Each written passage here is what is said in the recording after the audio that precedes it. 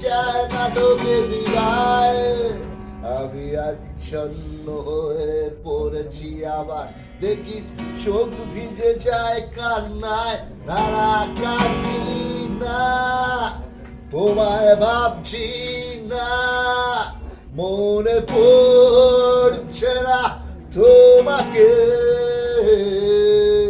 তবু যাচ্ছি কি, ফিরে যাচ্ছি কি, সেই ফেলে আসা তোমাকে,